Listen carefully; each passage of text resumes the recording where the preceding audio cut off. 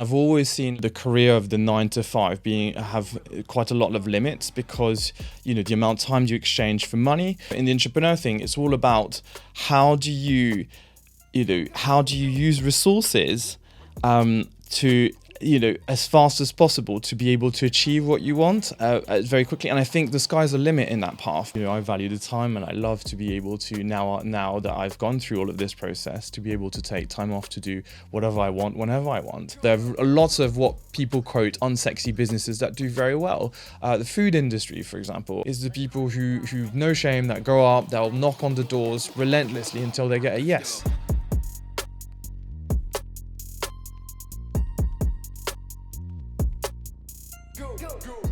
Hi everyone, my name is Varia and this is Shameless Careers, a podcast about finding fulfillment in your career. Please hit this like and subscribe buttons, I would really appreciate it, as it massively helps me grow my channel. Today, my guest is Pascal Pert. Pascal has been in business for nearly 20 years. He's a serial entrepreneur with a lot of interesting ventures under the belt. He exited 2 companies, sports tech and big data, to some of the biggest top tech giants in the space. He also sold 37 product lines with a reverse engineering factory, and he also had other ventures in retail, gaming, and AI too. On top of this, Pascal is a board member of Tech and Engineering at Oxford Brookes University. Pascal is now working on a new startup that is just about to close its first pre-seed round.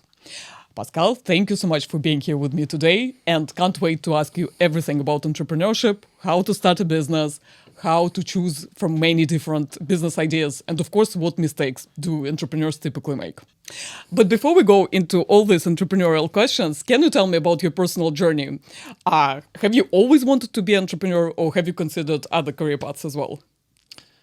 Hey, that's an interesting question. Coming down here, I was thinking about it actually, and I think for me, usually people have always this inspiration thing. Maybe they look up to somebody, they've experienced something. But I think for me, the key recipe here that got me into where I am is just a strong motivation to get things, just like a personal desire to achieve something or to earn something or to be able to buy something. And I think that, coupled with a little bit of impatience, which, motivate me to get started and get doing things, as well as probably a healthy risk appetite and just wanting to take the first steps to get things done.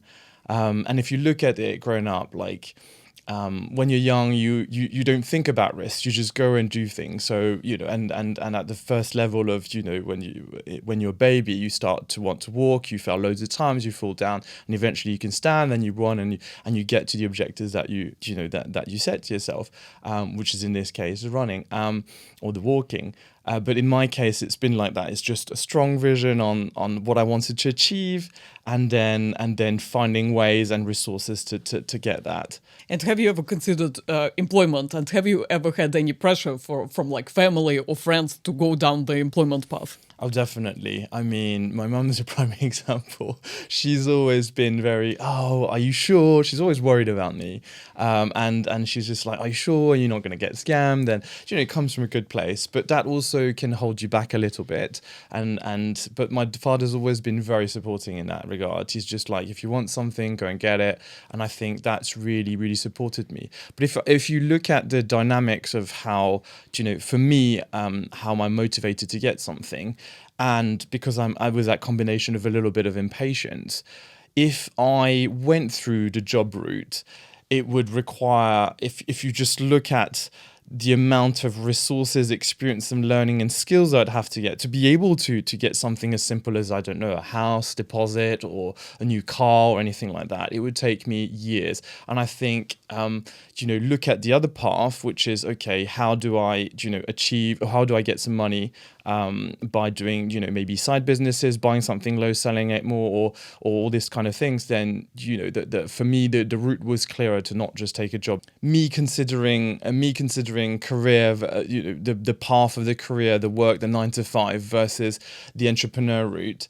I think for me, it's all about the investment in time that it would take for me to be able to achieve what I want to achieve, or to get the thing that I wanted to.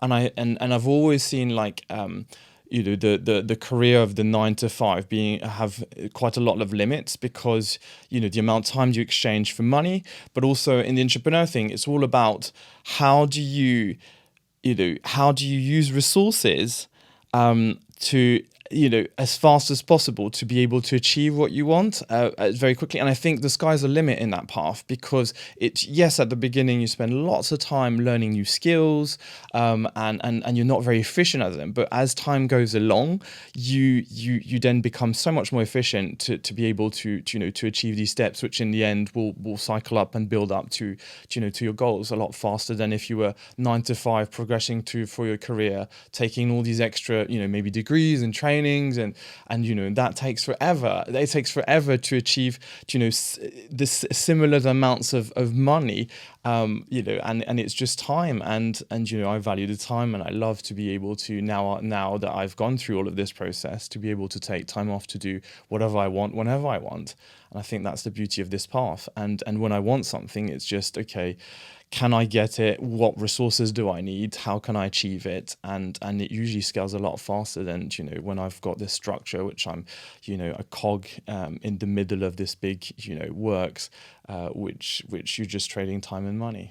But then there is a counter argument to that maybe, and some people say that it's worth starting the career somewhere in a corporate environment, being employed in order to learn some skills to then kind of apply them to entrepreneurship. Would you agree with this philosophy or not really? I think there's definitely value in maybe getting a job that teaches you a certain amount of skill, that gives you experience. But I think more than that, more than the skill, because nowadays you can learn things from anywhere, podcasts, YouTube, anything like this, books. I think, and AI can help a great lot in that. But I think, the corporate environment or your job gives you network and maybe an eye onto the industry where maybe there's a problem to solve. And I think once you start looking at it like that, you might find that, and a lot of very successful startups are just because they've been in an industry for a while or in a company, they've seen a pain point, and from there they've decided, oh, this is so annoying. So they've just taken the initiative to just what if I connected this, or what if I created that software which is missing? And a lot of people start like that. And I think that's the opportunity really with the career side of thing of going into a company, at least how I see it. Because learning the skills, you can, the better way to learning the thing is just doing it. Is actually doing, yeah, which actually is interesting. Probably it also means that it's important, if you eventually want to be an entrepreneur, it's important to choose the industry. If you want to start with employment, you need to choose an industry which is ripe for innovation rather than something old school, right? So yeah, if you have that vision, you should go somewhere where a lot of new things are going on. So this is an interesting comment. I think yes. So when I go to Oxford Brookes, Oxford Uni, and I help some of the students for mentoring them into their new startups, I hear a lot about that. So what is trendy? AI is trendy, blockchain's trendy, and things. But actually, there are very good industries that can produce that can make you very successful. And what does success look like? It's really like, what do you want to achieve in life? If you're just running after money, which is absolutely fine. I have cousins that do that, and they're very successful in their own rights, and they love what money can buy them. Other people do it from the heart because they maybe have a cause that they're very passionate about, or an event that happened like that. So once you've determined that, you just look at, okay, how do I what industries am I looking at? Well, maybe what industries I'm passionate about.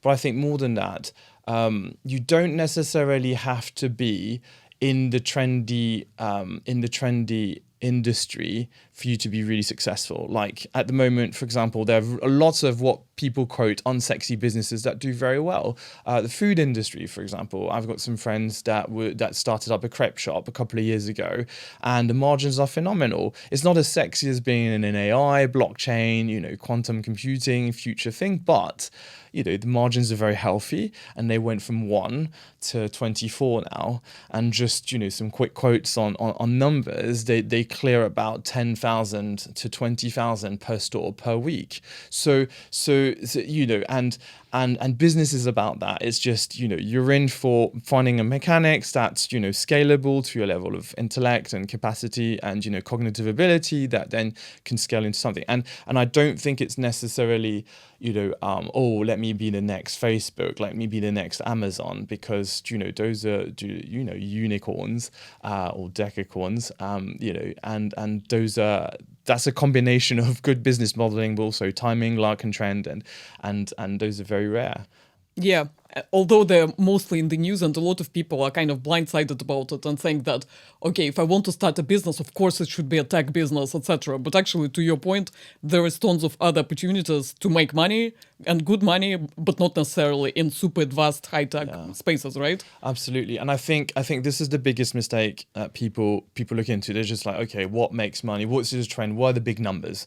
So a venture that raises in AI 100 million, for example, on this round, so people look at those big, articles that come out and think, okay, this is the way to go.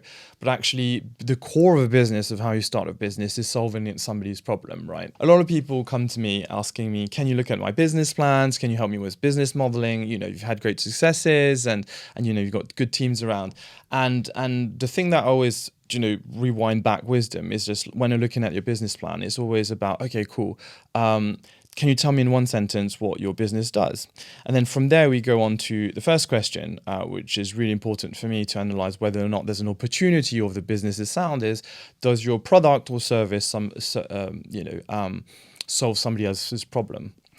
And if it does, how painful is that problem? So is it painful to the point where where people want to pay money for it? And then you've got two types of customers there. You've got either the mass, which is, you might have 1 billion people having this problem, which want to pay, maybe $1 for it, or you have in reverse, maybe 1 or 2 customers, or the one customer which would want to pay, $1 billion for it. So it's analyzing this thing. Is there demand, and are people willing to pay for money? If you don't have validated those two points, then I would find it really difficult for you to find success in your business. And can you speak a bit more about validation? So what are the best ways to validate if the pain point is painful enough? Well, yeah, typically it's just, okay, so this is just about talking to your clients. So they will typically tell you what their pain points are and how much usually they pay for a service. And then you look at it and you're thinking, well, can I do this cheaper than them, or can I do it in a different way that's even better, innovative or disruptive, maybe by implementing some AI. Can I scale faster? Can I do it faster? Other ways that you can service somebody is, like, sometimes the technology just doesn't exist, so do I want to create it to resolve this thing? Is it just custom for that business, or is it something that could be replicated across the board, which is a better economy and proposition value of scale on that one? But then maybe you're thinking, well, if it doesn't exist, can I grab it from another country, and then can I negotiate, for example, exclusivity rights? So if you look at something like, let's say, I'm the sole distributor of Ferrari in the UK, then you know that if you want to buy Ferrari, you come to me. So that's a strong USP, and that's a way to construct it. Sometimes you take a product from another country, you secure exclusive rights of distribution, and you've got a very strong USP, as long as you think that there's a demand for it. That could be also on the delivery of the experience. Maybe you have just a better way of giving that experience, which is customer service, to your clients. So all these creates your USPs, because that's actually the third question. It's always, okay, cool. You've got something that solves somebody's problem. People are willing to pay for it. Then your third point is like, why me? Why you? Why would I buy from you? And this is why we're talking about these USP on your delivery, USP on how you do it. And USP maybe on exclusivity of supply. So these are how you make sure that your business has the best chance of succeeding, in my eyes. Yeah. And how should someone think about their USPs? Like, there is a person with a certain amount of experience in a particular area, and then they think about starting a business. Like, how can they take an honest look at themselves and say, look, like, okay, I'm clearly have an edge here, but not here. Maybe based on that, I should go and build a business here, but not there. Like, are there any frameworks or any tips around how a person can identify their USPs? There's a lot of resources out there to be able to find ways in which you can build your USPs and which you should orientate yourself when you're choosing a business. So the 3 questions that we covered, but also just do some basic market research at the beginning. ChatGPT is an amazing tool to do that. It can produce amazing amounts of data that you can then compile for your business plan and then look to validate. But you can't just rely on the information ChatGPT does. You do have to actually go out and get market validation. The best way to get confirmation on your business idea is just going to talk to customers. A lot of people, they have an idea, they've talked to 1 or 2 people, get excited, have that momentum thing, and then they start going, okay, cool, this makes sense. And then they start, theory crafting of how they're going to do something. And sometimes they tunnel vision so much on their product and they completely lose touch with actually the real need of the customer, that sometimes they over-engineer business plans, softwares and things. And that's the problem about what we call the first-time founders. They're just so focused on their product, they forget about the ecosystem and how to make money, the business modeling and the distribution and the marketing. We always say on the failures, like first-time founder is, focused on their product, second-time founder is like distribution and sales, and third-time founder thinks more about the ecosystem of how it's going to work all together. That's amazing. And speaking of over-engineering, I know that you and I have chatted about the fact that a lot of people rush into very complex business ideas, and that's actually may not be the best strategy. So can you tell me a bit more about that? When you're looking at a business and when you're starting up, and I see this all the time, lots of mistakes there, I think that the best way to go about it is looking at your cognitive ability and versus the opportunity of the business and the complexity of the business. Because when you choose a business, lots of people are stimulated about maybe the intellectual challenge. And when they have, let's say this kind of IQ, they'll look for a business that's either the same level or higher. And they underestimate completely the mechanics of why a business is complex. And so I would suggest, if you know that your IQ is around here, that you choose something that's slightly lower or a lot lower in terms of business complexity of your product. So you can make an absolute fortune by just buying something, at a lower price and then maybe transforming or sell it higher. Like you buy apples of $1 and sell them for $3 directly. Or you could maybe transform the apple and make pies or smoothies and all sorts of things and command a high margin. So it's and you can make a lot of money out of it. I wouldn't suggest that because you've got, let's say, a higher cognitive ability, processing ability, that you should automatically aim for doing, a fintech or an AI or a blockchain venture. Because what is complex in the business is the execution. And it has so many moving parts. For example, sales, marketing, the operations and all the campaigns that go with it, and how you promote yourself, how you bring in leads, and even optimizing costs and administration management, etc. So that's complex enough as a system. And if you've never done it, that's insane to try to get a product or a business model that may be a B2B2C or B2C2B. And people are just overcomplicating things like that. And sometimes it's just as a first startup, just take something simple, work on it, and make it a success. Come on the business map, have the money to then, that's coming in for the business, make it profitable. And then, once you understand that engine, you can do it for all sorts of different types of business and industries. And if you have the backing and you're set and you've got lots in the bank, great, then take the challenge of, maybe getting a business that requires a little bit more from your IQ. So interesting. I also think there is something to be said about our identity and self-identity and psychology, because I'm sure a lot of people don't think about starting a business in that way because they think, oh, well, but I have this degree, I have this ambition, what am I going to start, like some basic business? So it's like you have to remove your ego out of the equation and actually learn the ropes, exactly to your point, around how to set up a simple business. And you can always progress to more complex ones later on, right? Yeah. I actually am victim of that. My first business was so complex. Although it seemed really simple, it was a discount card. So it was about 20 years ago now, tells you my age. So 20 years ago, and the mechanics of it was simple on paper. It was a website where I'd advertise, discount from a company. And at the time, it didn't exist. Facebook was coming out, YouTube was coming out. There was groups and communities were there. So we were quite early in the space. 30% of the businesses we were talking to only had websites. The rest were just like, what's a website? Why do I need one? So there was a bit of difficulty there. But the thing is, I didn't realize my business was instantly a B to B to C. So I was getting businesses to join my platform to advertise with us, but at the same time, I had a mechanic where for the discounts, I was selling a membership card to the customers. So I had literally two businesses running in one thing. And I thought, okay, no problem. I'm selling the cards and I'm getting the businesses on. And then we have this platform, we're collecting data, and we were piling up services and things. And it was just way too complex. And we lost ourselves so fast in it. Trying to treat the data, chasing after different types of revenue streams, handling the clients, and not thinking, that we had to service, our business clients as well as we had to service our customers at the other end. So that was fairly complex for a first startup. Nowadays I just look at, the interaction between, our business to one client and how much pain there is. Obviously, what's the opportunity? Can it scale really simply?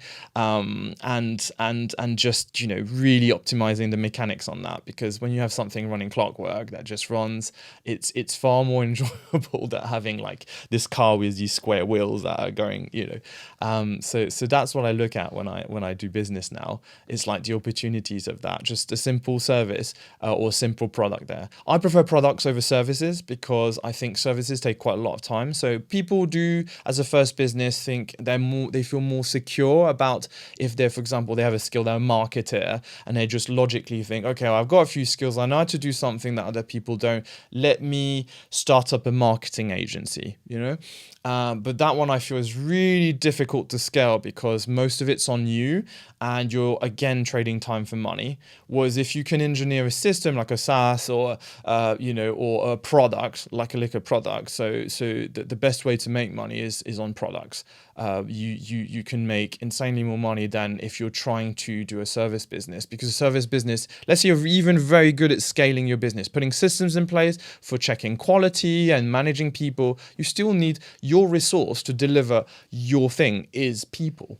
So and that's really difficult. Hiring is very difficult. Gathering the right team is really difficult, and keeping the standard of your work is really difficult, right? Whereas if you've got a product, you can put measures in place for the quality to come in at a certain standard, and then you can just, you're just building your products, producing your product, manufacturing your products, then you're just pushing it out. And then it's just an exercise of which market do you go into, how do you advertise for it, how do you and how do you sell the product, which is a lot more easier than managing people, deliveries, expectancies, etc. Yeah. Oh, I hear you. Managing people is not easy. And actually staying with scalability, do you have any tips for people that can help them assess scalability of their ideas? So how should they think about scalability once a new idea comes to their mind? I don't look at a business in terms of scaling. I look at the bit in terms of need, right?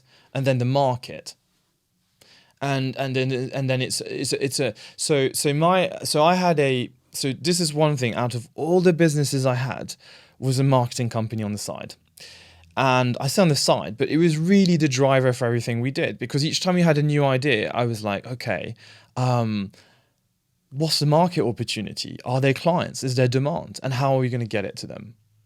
How do we put an offer together that's so good that they can't say no? And then how do we get it to for people to talk about it, and to refer us? Because that's the most powerful way, of marketing, is people like, I'm doing this because it's amazing. It's no question asked. I had an issue, they solved it. The product's amazing, the delivery's amazing. So that's what I look at when I'm trying to do business. I don't say, well, here's the TAM, the market opportunity, because there's a lot of complexity in deliver it to your TAM. Sometimes people forget about location of where your market actually is. Maybe you have $1 trillion industry, but maybe it's a 10% in the UK, a 10% in Spain, 10% across the world.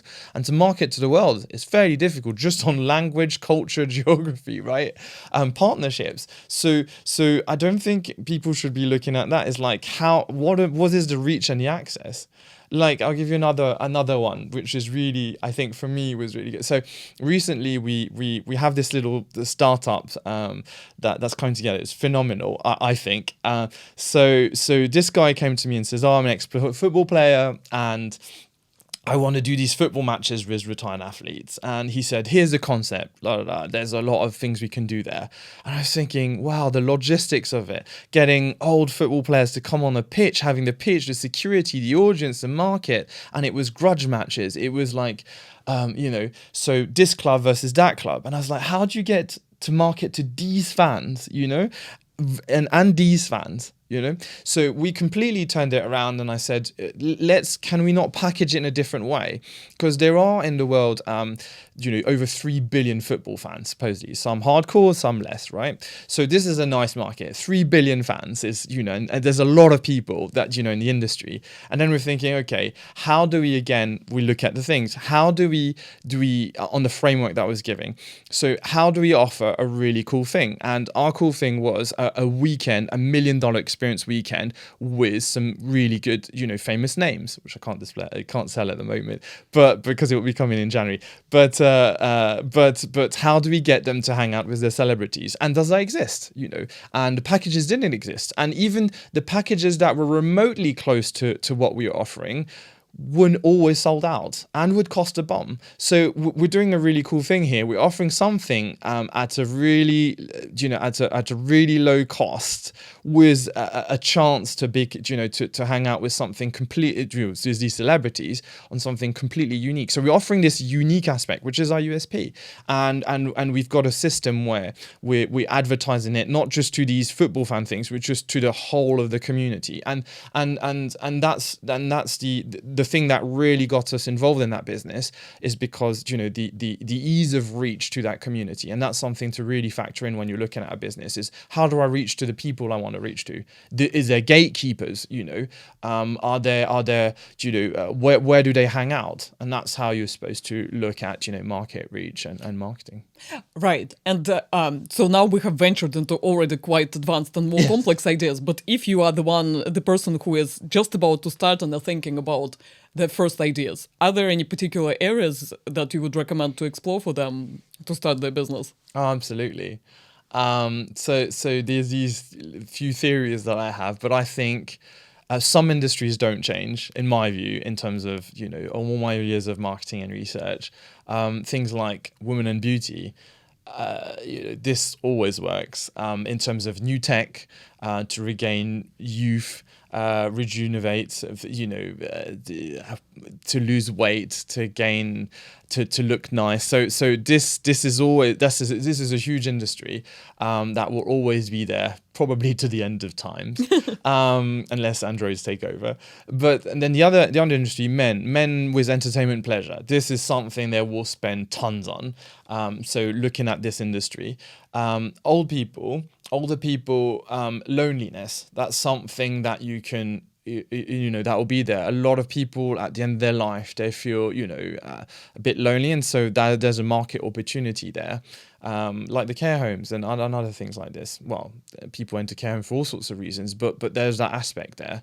And then always, there's always these things that work. It's get rich quick schemes. Like this is for people that are a little bit struggling there. That's always their dream, is like, wealth. How do I achieve wealth? And you see a lot of these on YouTube. People selling courses of all kinds of, like, here's a side hustle, here's an easy way to make X, or here's how to earn. So all these, as long as you're in this kind of branch here, like these sectors, I think you've got a good start to try to focus your energy and your thinking in finding a plan that might be able to make money.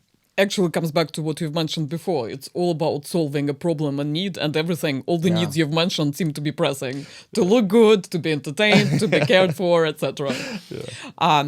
And can you touch upon this idea of starting a passion-driven business? Because a lot of people, when they're thinking about business ideas, they say, well, I have to be passionate about it. Do you think it's the right way of thinking about this?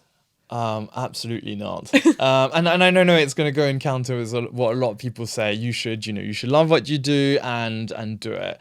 And I think there's this culture now where we're, it's around this work-life balance thing. It's everybody thinking, well, I should have work-life balance, means I should have more time for myself and things. But you can't do that, especially at the beginning. You've got to go experience. You've got to do your charity years. So what I call charities. You've got to go get involved in so many projects. You've got to feel fail tons of time because a lot of people don't do that. As you become adults, people, I don't know, out of pride or ego, they care about failing. They care about what people think. And I think, when you're a child, you feel invincible. You go and achieve stuff. You do amazing things because you're not scared of failing. But this is really important when you're starting a business. You mustn't, I know it's counterintuitive, but you've got to go out maybe even looking to fail, because the more times you fail, the closer to success you actually are. The more times you start thinking about how to not fail or theorycraft on making a business, the further you are away from actually achieving success. So this is the thing. And there's also this culture of let me find this work-life balance and, find my own time and then work. I think it's really important to, you have to, invest in yourself and grind and learn new skills and go through the motions of it. And I think it comes down to that, to that thing that everybody, likes to view the top of the mountain, but nobody wants to climb it. Everybody sees like what it is at the top, but each time, you're going through the motions of starting your business, taking the steps and, and working, you do look at it and you're thinking each time there's a problem, most people will give up. You have to persevere and go through. And I think those are, the combination of traits and mindset you have to be successful in business. Yeah. So it's almost like you need to focus on getting the skills, getting this experience of failing, etc., and kind of what the business is about. If it's passion driven or not, it's almost irrelevant. You kind of need to learn the ropes of how to be an entrepreneur, right? Yeah, and I think on the passion thing, like so many people say, okay, cool, I want to start something I like, but I think the like should be about, because what is business? It is about making money at the end of the day, right? But it's not the fact that you make money. Some people really excited and really love making the money, like my cousin. But many others, it's like, what does it give for you? What does it get you? Okay, you've made a lot of money in the bank. What do you do with it? And some people have a dream they want to achieve. Some people just want to take their kids to Disneyland because they couldn't do it, and some people want to help their communities. Some people want to give out, and some people just want to buy a nice car, Rolex thing. And there's nothing wrong with that. So the business thing here is, I think, like we're establishing before, is just like mechanically and looking at it as neutral as possible. You find that you find that product or that service that solves that thing. You choose that business. You make sure there's that market. You start working on the mechanics of the business, understanding it. Especially for the first one, I think you should either join a product or you should start a business that might not be as exciting as you want, but just, that is that level where your IQ is here, your capability is there, and then you just take it, you roll it, you make money on it. And then you look at, doing other businesses or maybe scaling or partnering or exiting, etc. And I think it comes that it shouldn't be like first your hobby into, if you are lucky, one of those, you're lucky enough to have a hobby and then like a guitar, you're playing guitar and you become, you open a channel and everybody loves what you're doing, fantastic. You might be DIYing something and it scales, fantastic. But I think there's, if you really want to change your life and, you're not that creative type or the person who falls into that type of, path, which will lead you to success in that way, I think, go with the safety bit and then, you work on that framework and then you'll find success on it. And then later you'll have, as you're becoming more successful, as you understand the mechanics of how business works, you'll become more productive, efficient, and you'll have more time for yourself. And then in that case, well, if you didn't have time for your hobby or your business is not your hobby, but you would have freed off enough time to be able to do what you want or have the lifestyle that you want. I think that's the most important, yeah. And it was so interesting to hear from you that the motivations for the business can be very different. So to your point, some people are just excited about making more money. Some people are excited about, using money to support their family and stuff. So it feels like it's almost irrelevant what the motivation is, as long as it's strong enough for you to persevere and be able to fail, stand up, fail again, carry on until you succeed, In many of the business circles that we're in, everybody who enters and thinking about stuff, we always say to them, so why are you doing it? What do you want to achieve out of it? And I think even if you're a seasoned entrepreneur, you need to remember, or you need to look at, at different stages of your life and career and success and stages of your businesses, still remind yourself, okay, what do I want out of this? Is it lifestyle? Is it just a big fat check? Do I want to have legacy out of it and stuff like that? Or do I want to, have a more charitable cause, help my community or whatever charity you want to be involved with, etc. So just reminding of that, but it's got to be a strong enough motivation to, pull you out of bed and do things. Because I think a lot of the really successful people are the hungry people, that usually come from a background that struggled. And that's a stereotype, but it's true. It's the people who've no shame, that go up, they'll knock on the doors relentlessly until they get a yes. And I think a lot of people, they start business, they get a few rejections, and then they're just like, well, maybe it's not for me. Maybe I should, they give up quite easily. And I think it's, but if you have behind you, like you have to pay the bills, or you're going to get kicked out, or you've got a family who needs your motivation is stronger, right? You have, responsibilities, duties and things, and you're pushed. And I think that's the strongest one. It doesn't mean that every successful entrepreneur starts like that, but it is a strong motivator to get them to accomplish things that they wouldn't do otherwise. Pushing out of your comfort zone. What are the biggest misconceptions generally that you're hearing from people who aspire to be entrepreneurs? Like, do you see people who expect some image and vision of, okay, now I'm an entrepreneur and I'm doing this, and then it turns out that it's completely different? Yeah, this is an interesting question, because you've got that side where everybody's like, so I get people that looks at me now and they go like, oh, you're so lucky. You've got time for yourself, you chose entrepreneur things, you've got time to take the risk, etc. And I was like, how am I lucky? I actually went through so much crap. And it was insane. Going to courts for some things, defending our company, being in debt when you invested, like all this, the pressure of running out of money, the runaway thing. So it was it's a difficult path. It's a difficult path. You need to be able to be strong mentally. It doesn't come without stress. You get a lot of sleepless nights. And I remember some of my friends at uni, it's like, when you chose to go to that nightclub, that party, I was working, I was learning. So I chose to get ahead. I was always secretly a tryhard. So I like to, so my friends will tell you, like, I like to come to something like a sports and activity of any sort and act like, oh, I didn't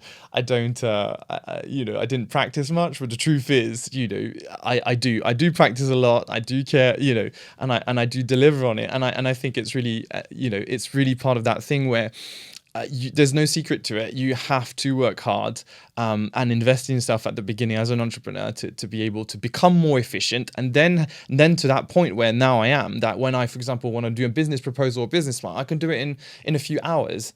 As opposed to, 15 years ago, where it took me a month or two to be, ready to present it to business investment things. And all the different tasks and the different things that I have like now are compressed, thanks to experience and learning and all the time invested in to be able to do that. And now I have this opportunity to just, work a few days a week, if even, and being able to output great work to have the lifestyle that I want, Right. So the biggest misconception is like, okay, you're not gonna have an easy ride, but actually, like, it's a lot of hard work. Yeah, it's and trade-offs, right? All the parties that we didn't go to. Yeah, absolutely. All the parties we didn't go off to, But I think it's, to put it in context, like it's like the gym thing, right? Everybody wants to have the abs and imagine they can achieve it really quickly, but they don't have the discipline of, sometimes you just have to, especially at the beginning, you just have to form these habits. You have to say no to the donuts and things. You don't deprive yourself completely,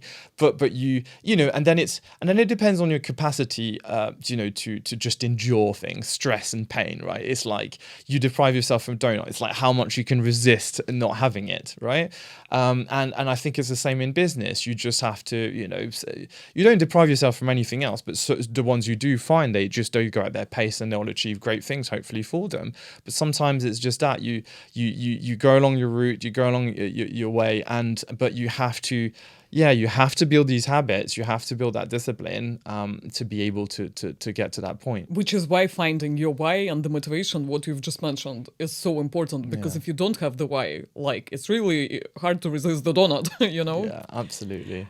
Another skill that I think is essential for entrepreneurship is the ability to not lose self-belief if you're failing, especially if you're saying that failure is a necessary part of the process. I bet it's a whole skill in itself to fail and think, well, I'm just failing and it's fine, I'm on track, I'm gonna succeed later. Because I bet some people fail and think, okay, maybe that's not for me, maybe I'm not capable of doing it. So I guess the question to you is, how do you deal with self-doubt as you fail during this process? Wow, that's a tough one. That's a really tough one. There are times where you're thinking, wow, should I be doing this? But then I'm very family business orientated, like in terms of, I don't involve my family, but I treat the people that are around me like if they were my family. So I feel a strong responsibility to lead and to, and push forwards on it. There are many times where you look back and you think, wow, what should I do? They've got duty to investors, to my customers, to people, and sometimes the stress and the pressure is a lot. And also, I think in the startups, your ability to pivot is also what makes you really, really strong. Sometimes you do have to take these radical changes and things. And I know sometimes you spend hours on end to build a business or model or anything, but then you just realize, and that's why you need to keep close to the market, because sometimes you're just tunneling building something, and that's why you fail, is because you forget that who's going to buy your thing. Sometimes you over-engineer your product. You give too much on the service, and then sometimes people are like, oh, my product's just not ready yet. I need to add this and this feature, and but sometimes that's not what people, they don't need it, they don't want it, and especially if it's a new, innovative, disruptive product, sometimes you can see the whole thing of what you want it to look like, but actually, because it doesn't exist, whether you produce this much or that much of a service, people won't know. You could always add that later, but and those things, put you in I think really difficult spot to be able to deliver, successful businesses. So if you had to summarize like 3 key skills that you absolutely need to nail down as an entrepreneur, what would these 3 skills be?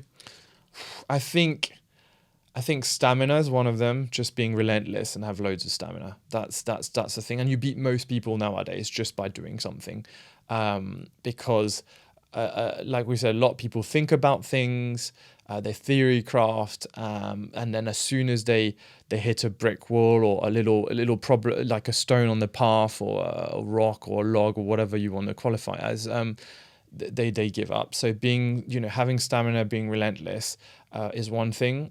I think the ultimate skill that you probably, though I'd recommend somebody's try to get exposed to experience is sales, because, linking back to your question before, is like, you need to experience, sales is the best way to experience failure.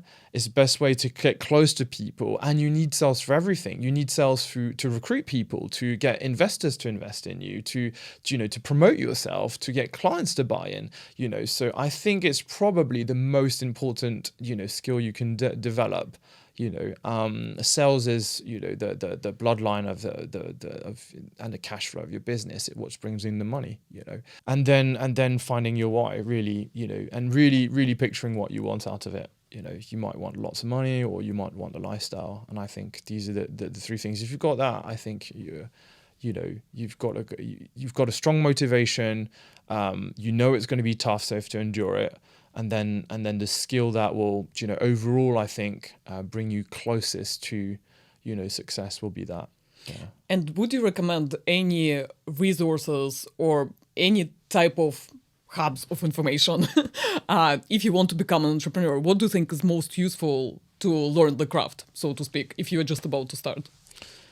If you're about to start, I think it's very important not to also I think there's 2 parts, right? There's the learning of the doing, and then there's the doing of the doing, right? So you have to learn about it a little bit, your industry, etc., your business plan, things, but not too much. So you see people, they read a book, it's enough. Or they hear a podcast, it's enough.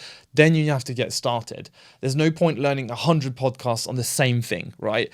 Because then you're just imagining about it, and it comes back to what we were saying earlier on, with the overthinking something will actually create a gap, and will take you away further from success than actually starting, doing things, failing, learning, and at some point you'll pivot, you're wiggling, you will get there. It's like, you watch any of those movies, people who are just like, they don't give up, they hear of it. But it actually works like that in business, which is quite interesting. It's just, how much can you stand up again and again until you get it, right?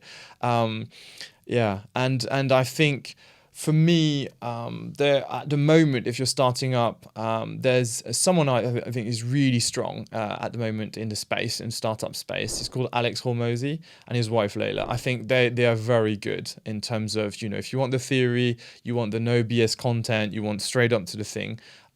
Just have a look at their books. They're really good. If there was only one that I recommend that probably did that out of hundreds that I've read over across the years and I've learned and things like that, they're probably the most relevant at the moment. Yeah. Perfect. Thank you so much, Pascal. And final question: what advice would you give to your younger self, and what advice would you give to others who want to become entrepreneurs? Wow, that's an interesting one. So to my younger self, I'd say, stick to one thing, do it well, because there is that illusion of that when you're starting up, you're thinking, okay, cool, lots of opportunities, and you get distracted. I think I try to be a little bit more disciplined and laser focused on one thing.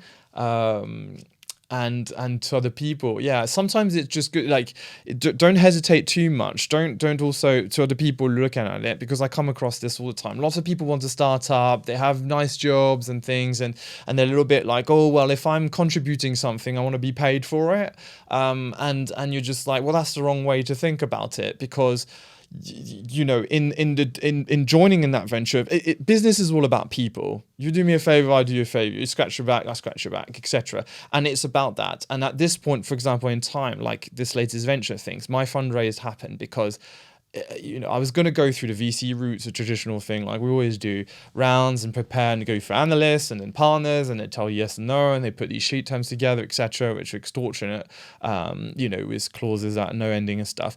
People think that's the only way to go, but actually, like right now, we've raised close to $1 million just because I pivoted on this, and I was like, you know what, I don't want to go through the hassle of that. Can I just hit into my network and see what we can do? And I just went to my network, and they were just like instantly like, yeah, like you've helped us so many times, etc. Here is it. There's a trust is built, and it's about that. And it's the same with, participating in those charity, I call it charity works in business, like participating in project, helping people help you back. Like the team that we have, phenomenal team. Like I would be nowhere, without them. But it's just, and people are shocked when they come in. They was like, well, what is everybody paid, or what we're doing? So the startups that we have at the beginning, no one's paid. Like, they know, they trust, they see how we are, they see the business reputation, they see the credentials, of course, of delivering things, but they know ultimately how it rolls. Like we put the effort in things, and we see where we go from there, because it is about the adventure too, spending time, building the businesses and having these adventures with people, because what is life if it's not for its adventures, right? I love it. So let's finish on that note. Pascal, thank you so much for being here with me, and I've learned a lot from our conversation, and good luck on your journey ahead. Thank you.